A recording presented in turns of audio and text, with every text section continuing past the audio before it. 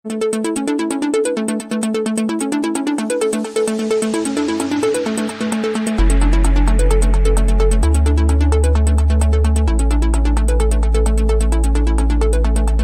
Attack, heart attack, heart attack.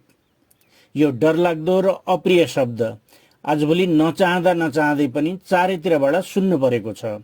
यो शब्दलाई लिएर हाम्रो समाजमा थुप्रै गलत धारणाहरू व्याप्त छन्। यथार्थ के हो भन्ने जानकारी र समयमा चालिने सही कदमले तपाईँ र तपाईँको प्रियजनको ज्यान जोगिन सक्छ।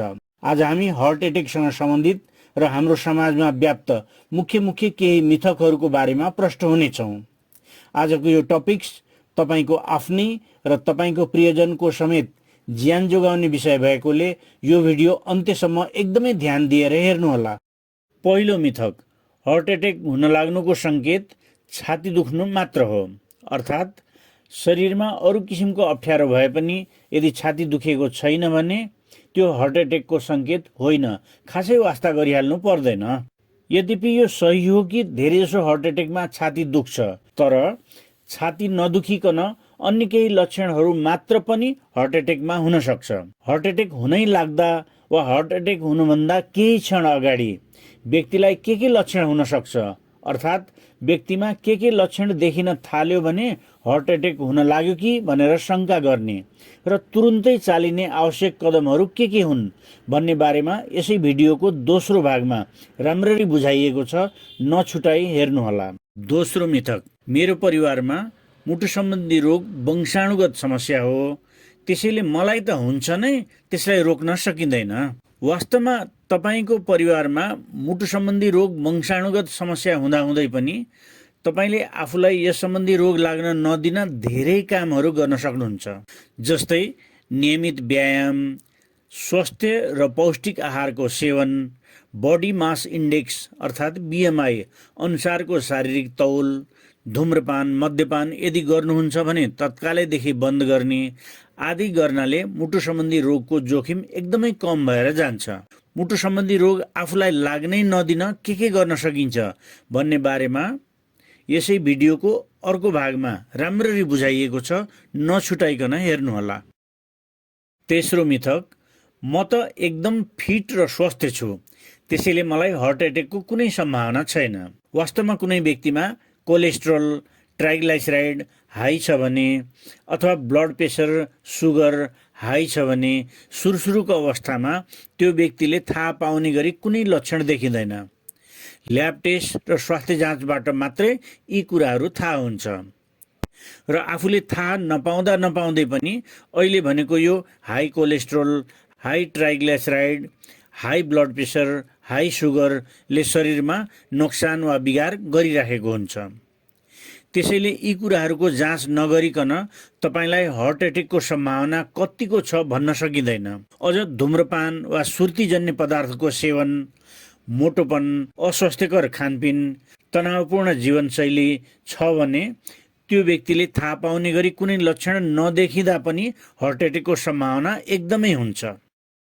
मिथक 4, उमेर बढ्दै जाँदा र बुढेसकाल लाग्दै गर्दा ब्लड प्रेसर बढ्दै जानु स्वाभाविक हो र यसलाई नर्मल नै मान्दा हुन्छ। यो सही हो कि उमेर बढ्दै जाँदा र बुढेसकाल लाग्दै गर्दा ब्लड प्रेसर बढ्दै जान्छ, तर यो स्वाभाविक वा नर्मल भने पक्कै होइन।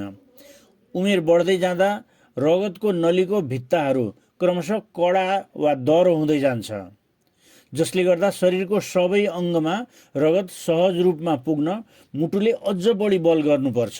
अनि मुटुले बढी बल वा बढी काम गर्नुपर्दा मुटुको मांसपेशीहरू पनि कमजोर हुँदै जान्छ, जसको कारणले शरीरभरि पर्याप्त रगत पुर्याउन मुटुलाई गाह्रो हुन्छ। यस्तोमा रक्तनलीको भित्ताहरूमा बोसो जम्ने सम्भावना थपिँदै जान्छ। यो एउटा साइकल वा चक्र हो, दोहोरिरहन्छ र क्रमशः बढ्दै जान्छ। यसरी उच्च रक्तचापले निज व्यक्तिलाई हार्ट एटेक र मस्तिष्कघात हुने सम्भावना अझ बढाउँछ। त्यसैले उमेर जुनसुकै होस्, ब्लड प्रेसर नर्मल रेन्जमा हुन जरुरी हुन्छ। त्यसैले ब्लड प्रेसर चेक गर्ने, यदि 140 का मुनि 90 भन्दा बढी छ भने नजिकैको चिकित्सकसँग सल्लाह गर्नुहोस्। साथै यस च्यानलको मुटु सम्बन्धी भिडियो श्रृङ्खलाको अर्को पार्टमा हाई ब्लड प्रेसर वा उच्च रक्तचापलाई नर्मल रेन्जमा कसरी कायम राख्ने भन्ने बारेमा विस्तृत रूपमा रहेको भिडियो हेरेर फाइदा उठाउनुहोला। मिथक 5। यदि कसैलाई मुटुको रोग छ भने चिल्लो खानेकुराहरू सकेसम्म खाँदै खानु हुँदैन वा एकदमै कम खानुपर्छ। हामीले खानुपर्ने वा खान नहुने चिल्लो पदार्थ अर्थात् फ्याटको बारेमा हाम्रो समाजमा निकै अलमल रहेको पाइन्छ। शरीरलाई फाइदा गर्ने खालको फ्याट मात्रै खाने चाहना हुँदाहुँदै पनि हाम्रो पेटभित्र फरक खालको फ्याट पुर्याइरहेका हुन्छौँ। हेल्दी फ्याट शरीरको लागि जरुरी हुन्छ। यसबाट हामीलाई एनर्जी प्राप्त हुन्छ, साथै शरीरभित्र हुने कतिपय कामहरूमा यसले मद्दत गर्छ। तोरीको तेल, सनफ्लावरको तेल, बदामको तेल, जैतुन वा ओलिभको तेल अथवा यस्तै अन्य तेलहरू, डाल्डा होइन है, अथवा गाई भैँसीको घिउ थोरै ठिक्क मात्रामा खानु आवश्यक हुन्छ। खानुपर्छ, यसले नोक्सान गर्दैन। तर यिनै तेल वा घिउहरूलाई प्रतिदिन धेरै मात्रामा खाने गरियो भने यसले नोक्सान गर्छ। अथवा थोरै खाए पनि यदि कडा गरेर तताएर वा धेरै खर्याएर अर्थात् धुवाँ आउने गरी तताएर त्यसमा बनाइएको कुनै पनि खानेकुराहरूले हाम्रो मुटुलाई नोक्सान गर्छ। जस्तै भुटुवा तरकारीहरू, सेलरोटी, पुरी, समोसा, पकौडा, भटुरा, नमकिन, भुजिया, चिप्स आदि आदि। त्यस्तै बिस्किट, केक आदिले हाम्रो मुटुलाई नोक्सान गर्छ। अहिले हामीले हाम्रो समाजमा रहेका हार्ट एटेक सम्बन्धी मुख्य 5 मिथकहरू र त्यसको वैज्ञानिक र क्लिनिकल यथार्थलाई प्रष्ट पार्यौं। यी मिथकहरू मात्रै पनि हाम्रो समाजबाट निर्मूल गर्न सक्यौं भने हार्ट एटेकबाट हुने अकाल मृत्यु रोक्नमा सानो भए पनि एउटा पाइला चालिएको हुनेछ। त्यसैले यो भिडियो सकेसम्म धेरैभन्दा धेरै व्यक्तिहरूलाई सेयर गर्नुहोला। सबैले जान्नुपर्ने अत्यन्तै महत्त्वपूर्ण प्रश्नको पालो अब। हार्ट एटेकको बिरामीलाई तुरुन्तै सुविधा सम्पन्न अस्पतालमा पुर्याउनु भन्ने गरिन्छ किन होला? मुटुको काम सम्पूर्ण शरीरको अङ्गमा रगत पुर्याएर हाम्रो शरीरलाई जीवन्त राख्नु हो। मुटुले आफ्नो यो काम गर्नको लागि मुटु आफैलाई पनि रगत आवश्यक हुन्छ। मुटुको मसललाई रगत सप्लाई गर्ने मसिना थुप्रै रक्तनलीहरू मध्ये कुनै रक्तनली ब्लक हुन पुग्यो भने मुटुको त्यो भागले काम गर्न नसक्दा हार्ट एटेक हुन्छ। यस्तो ब्लक धेरैजसो व्यक्तिहरूमा हाई कोलेस्ट्रोल, ब्याड फ्याट र यस्तै अन्य केही कारणले गराउँछ। ब्लक भएको यो रक्तनलीलाई यथाशीघ्र खोल्न जरुरी हुन्छ।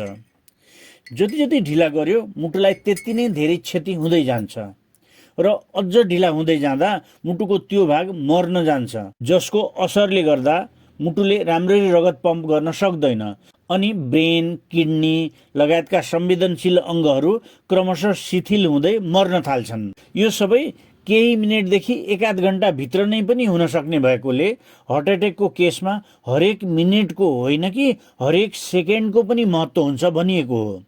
त्यसैले हार्ट एटेकको शङ्का लागेको बिरामीलाई बाटैमा छ वा नजिकै छ भनेर मुटु रोगको उपचार गर्ने व्यवस्था नभएको अस्पतालमा लानु भनेको समय खेर फाल्नु र बिरामीलाई थप जटिल अवस्थातर्फ धकेल्नु मात्र हुन जान्छ।